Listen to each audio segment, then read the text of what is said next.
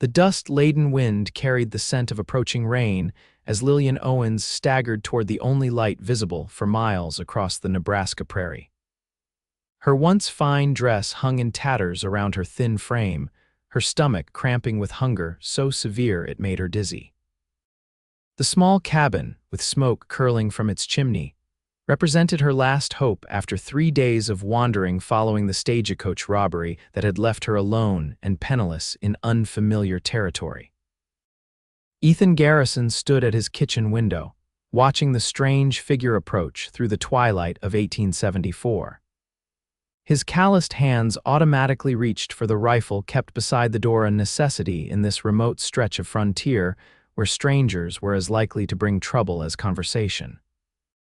At 28, he'd developed the cautious instincts required to keep himself and his 7-year-old son Thomas alive on their modest cattle ranch. "Pa, someone's coming," Thomas said, pressing his small face against the window glass. The boy had his mother's curious nature, always watching the horizon as if expecting her return, though she'd been gone for nearly 3 years now, taken by the influenza that had swept through the region. "Stay back, Thomas," Ethan instructed, though his tone remained gentle. "Could be anyone." When the knock came, it was barely audible against the wooden door.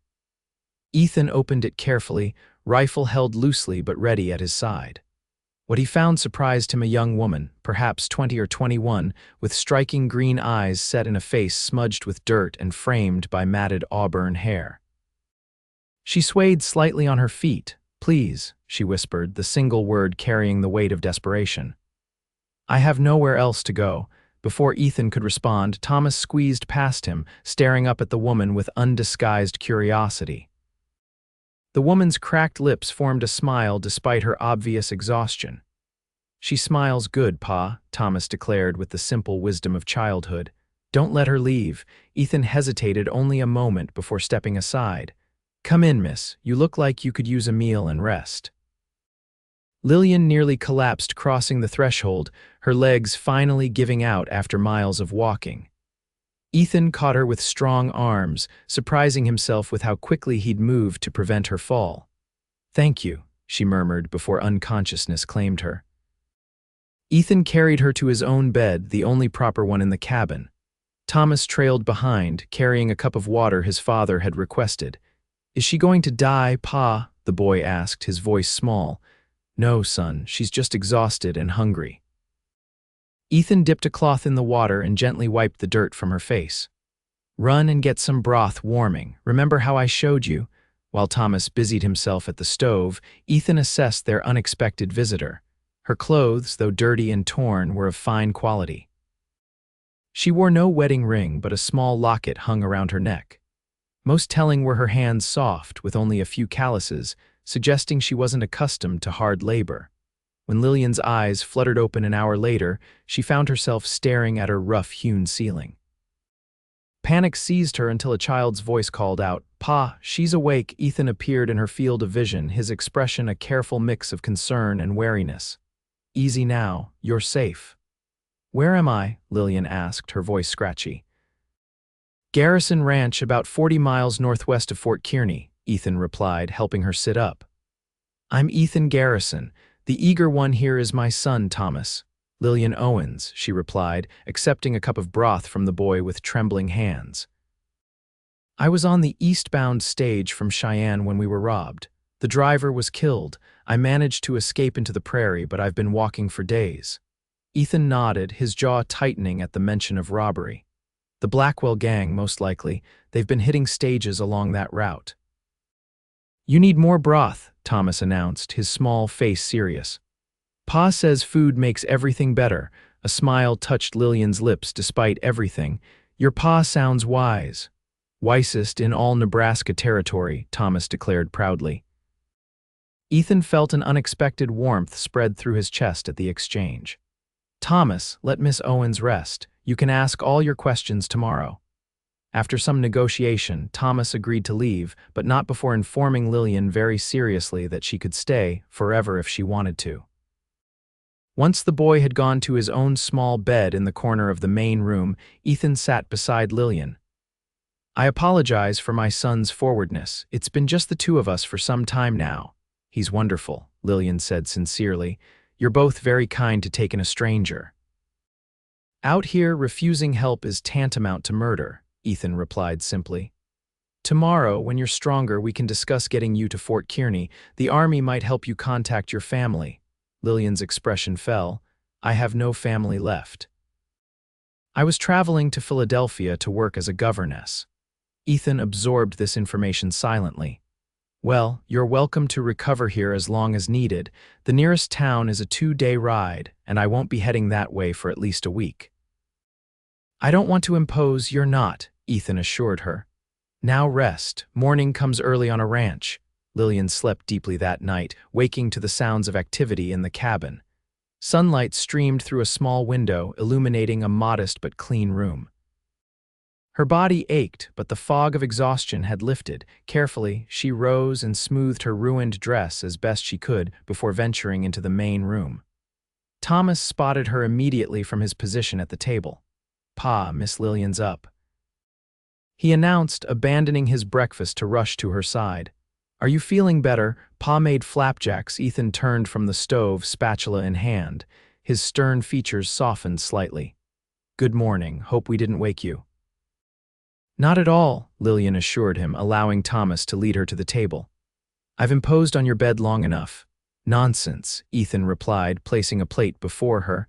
"Thomas and I have chores to tend to. Eat as much as you like. There's water heated if you'd like to wash up after."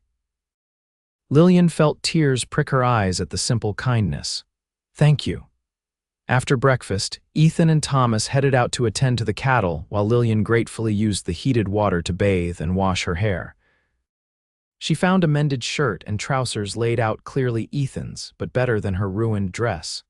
When Ethan returned midday, he found Lillian in his too large clothes, her hair drying in the sun as she swept the cabin floor. "You don't need to do that," he said, removing his hat as he entered. "I want to earn my keep," she replied firmly. "I noticed your mending pile. I'm quite handy with a needle if you'll allow me." Ethan studied her for a moment. "You're a governess." "I was to be," Lillian corrected. "Before that, I helped run my father's household after my mother died. I can cook, clean, and I've some education." "Education," Ethan repeated thoughtfully. "Thomas hasn't had much schooling. I do what I can, but—" "I'd be happy to work with him," Lillian offered quickly. "As repayment for your kindness." A ghost of a smile touched Ethan's lips. "He'd like that." The days fell into a pattern. Mornings, Lillian would prepare breakfast before Ethan and Thomas headed out to work the cattle. She would tend to the cabin, then spend afternoons teaching Thomas reading, writing, and arithmetic. In the evenings, they would share dinner, and sometimes Ethan would play his harmonica while Thomas regaled Lillian with elaborate stories of frontier adventure. After a week, Lillian noticed Ethan watching her with increasing frequency when he thought she wasn't looking. His gaze wasn't improper, rather, it held curiosity and something else she couldn't quite name. One evening, as Thomas slept soundly after an exciting day helping with new calves, Ethan joined Lillian on the small porch. "I'm heading to town in 2 days," he said quietly. "If you still wish to continue your journey east." Lillian felt her heart sink unexpectedly. "Oh yes, I suppose I should." Silence stretched between them before Ethan spoke again. "Or you could stay." Lillian turned to him, surprised. "Stay?" "Thomas has taken a shine to you," Ethan explained, his voice careful, "and you're good with him, better than I am with the schooling." "He's a wonderful boy," Lillian replied softly. "The truth is," Ethan continued, staring out at the darkened prairie, "you've brought something back to this place that's been missing since his mother passed. I haven't seen him this happy in years." Lillian felt her pulse quicken. "And what about you, Mr. Garrison?" Ethan met her eyes then. "I find myself dreading the thought of you leaving." The admission hung in the air between them, honest and vulnerable. Before Lillian could respond, a distant rumble of thunder broke the moment. "Storm's coming," Ethan observed, rising. "We should get inside." The following day brought heavy rain, keeping them all confined to the cabin. Thomas was delighted to have both adults captive for his lessons and games. Lillian taught him to make shadow puppets in the lamplight, while Ethan watched with quiet enjoyment. That night after Thomas was asleep, Ethan approached Lillian again. "I apologize if I spoke out of turn yesterday," he said, his voice low. "You didn't," Lillian assured him. "In fact, I've been thinking about your offer. And I have nothing waiting for me in Philadelphia except a position with strangers," she admitted. "Here I feel useful, appreciated." Ethan took a careful step closer. "You are both those things and more." "What exactly are you proposing, Mr. Garrison?" Lillian asked directly, her heart pounding. "For now, that you stay on as Thomas's teacher," Ethan replied, "with proper pay. As for anything else." His voice trailed off, uncharacteristically uncertain. "As for anything else," Lillian finished for him, "perhaps we should give it time." The relief on Ethan's face was evident. "Time we have plenty of out here." The spring of 1874 gave way to summer. Lillian's position evolved from guest to employed teacher to indispensable part of the household. She learned to ride, to identify which clouds meant rain and which merely threatened, to appreciate the vast beauty of the prairie landscape that had initially seemed so barren to her eastern eyes. Ethan found himself looking forward to evenings more than he had in years. Watching Lillian's patient instruction with Thomas filled him with gratitude, but it was their conversations after his son was asleep that he treasured most. She told him of her life in Boston, of her father's shipping business that had failed after his death, leaving her penniless. He shared stories of his journey west, of meeting his late wife Rebecca, of their dreams for the ranch. Their first kiss came unexpectedly during a summer thunderstorm. Thomas had finally fallen asleep after being frightened by the loud thunder, and Ethan and Lillian stood watching the lightning from the porch. "It's beautiful in its way," Lillian observed, jumping slightly as a particularly close bolt illuminated the entire landscape. Ethan steadied her with a hand on her arm, and when she looked up at him, the intensity in his eyes made her breath catch. Slowly, giving her every opportunity to step away, he lowered his mouth to hers. The kiss was gentle, tentative, a question rather than a demand. When they parted, Lillian's hand came up to touch his cheek. "I've wanted to do that for weeks," Ethan admitted. "What took you so long?" Lillian teased softly. Their courtship progressed slowly, respectfully. Ethan was conscious of propriety, especially with Thomas watching their every interaction with hopeful eyes. The boy had taken to asking increasingly direct questions about when Miss Lillian would be his new ma, questions that both embarrassed and secretly pleased the adults. In late August, trouble arrived in the form of 3 riders. Ethan spotted them approaching from the north while he and Thomas were mending a fence. He sent the boy running back to the cabin with instructions to tell Lillian to stay inside. Lillian was kneading bread dough when Thomas burst through the door. "Pa says men are coming and you should stay inside," the boy announced breathlessly, her heart racing. Lillian wiped her hands and moved to the window. She could see Ethan standing straight-backed by the corral, the rifle he always carried while working now held purposefully in his hands. 3 men on horseback approached slowly. "Thomas, go to your father's room and stay there until I call you," she instructed, her voice calm despite her fear. Once Thomas was safely out of sight, Lillian retrieved the small revolver Ethan had insisted on teaching her to use. Keeping it hidden in the folds of her skirt, she positioned herself just inside the door, listening. "Afternoon, gentlemen," she heard Ethan say, his voice carrying in the still air. "Can I help you?" "Maybe," a rough voice replied. "Looking for a woman, stage passenger, might have passed this way a few months back." Lillian felt her blood run cold. The Blackwell gang, they must have discovered she'd survived. "Haven't seen any stage passengers," Ethan replied evenly. "Nearest stage route's 40 miles south." "Funny thing," another voice drawled. "We heard in town about a pretty redhead staying out at the Garrison place, teaching some kid." "My son's teacher is my late wife's cousin from St. Louis," Ethan lied smoothly. "Been here nearly a year now." There was a pause, and Lillian could imagine the men evaluating Ethan's statement. "Mind if we water our horses?" the first voice asked. "Help yourselves to the trough," Ethan replied. "Then I'll have to ask you to move on. Got work to finish before sundown." Lillian heard the sounds of horses moving, then lowered voices she couldn't make out. After what seemed an eternity, she heard hoofbeats receding. Several minutes later, Ethan entered the cabin, his face grim. "They're gone for now, but they didn't believe me. They'll be back." "It was them," Lillian confirmed. "The men who robbed the stage." Ethan nodded. "I recognized one from descriptions. Ben Blackwell's youngest brother." "Why would they be looking for me?" Lillian wondered aloud. "Don't know," Ethan replied, checking his rifle, "but we're not staying to find out." "Pack only what you need. We're heading to Fort Kearney tonight." "What about the ranch?" Lillian protested. "The ranch will be here when it's safe to return," Ethan said firmly. "I won't risk you or Thomas." They traveled through the night, Thomas sleeping against his father's chest as they rode double on Ethan's most reliable horse. Lillian followed on the gentler mare she'd learned to ride over the summer. By dawn, they reached a small settlement where Ethan had friends the Millers, an older couple whose sons had grown and moved further west.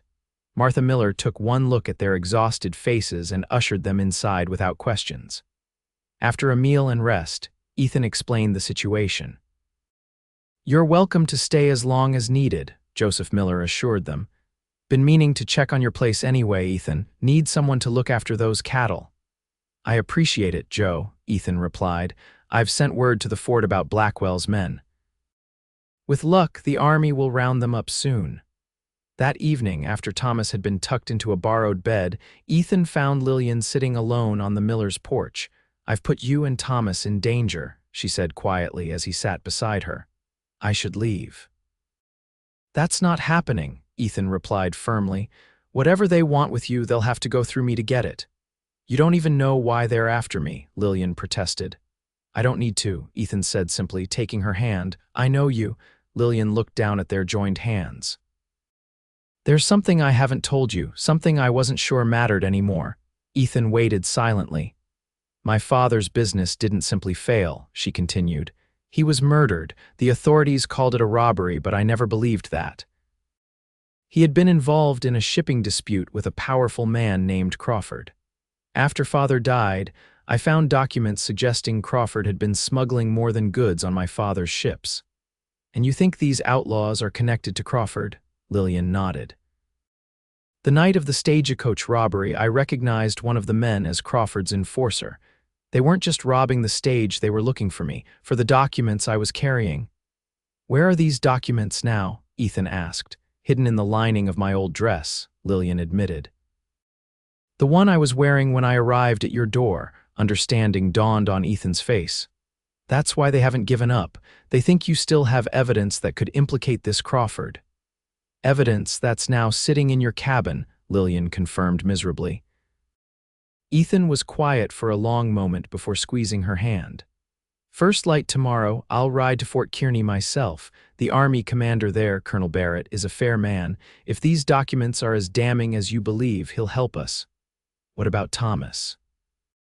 "He stays here with you and the Millers," Ethan said. "Joseph is handy with a gun, and this place is less isolated than our ranch." Lillian leaned against him, drawing comfort from his solid presence. "I never meant to bring this trouble to your door." "If you hadn't come to my door," Ethan replied softly, "Thomas and I would still be half living. Whatever trouble came with you, it was worth it." The next morning brought an unexpected visitor to the Miller farm sheriff Cole from the nearby town of Liberty Springs. He'd received word from Fort Kearney about the Blackwell gang's movements. "Garrison," he greeted Ethan gruffly. "Heard you had some unwelcome visitors." Ethan explained the situation, including Lillian's revelation about the documents. The sheriff listened intently. "This Crawford fellow," he said when Ethan finished. "Wouldn't be Wesley Crawford of San Francisco?" Lillian nodded, surprised. "You know of him?" "Know of him," the sheriff confirmed. "Federal marshals have been building a case against him for years. Smuggling, bribery, suspicion of murder. If you have documents connecting him to the Blackwells, that could be the missing piece they need." A plan quickly formed. Sheriff Cole would escort Ethan back to the ranch to retrieve the documents while a deputy remained at the Miller farm to protect Lillian and Thomas. Then they would all proceed to Fort Kearney, where a federal marshal could be contacted. Thomas was distraught at the thought of his father leaving, clinging to Ethan's legs as the men prepared to depart. I'll be back before you know it, son, Ethan promised, kneeling to look the boy in the eyes. You need to be brave and help protect Miss Lillian, all right, Thomas nodded solemnly, though his lip trembled. You promise you'll come back, I promise, Ethan assured him, then turned to Lillian. Their eyes met in silent communication before he leaned forward to kiss her softly. Take care of each other. The hours after Ethan's departure crawled by with excruciating slowness. Lillian tried to distract Thomas with lessons and games, but her own anxiety made it difficult to focus. By nightfall, with no word from Ethan or the sheriff, her concern had grown to full-blown worry.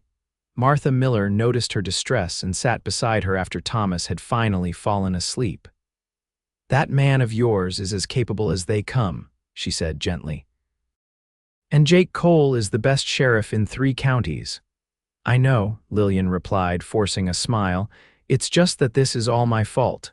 Nonsense, Martha scoffed. Evil men doing evil things is never the fault of their victims. Besides, I haven't seen Ethan Garrison look at anyone the way he looks at you since Rebecca was alive. Whatever brought you to his door was providence, not misfortune.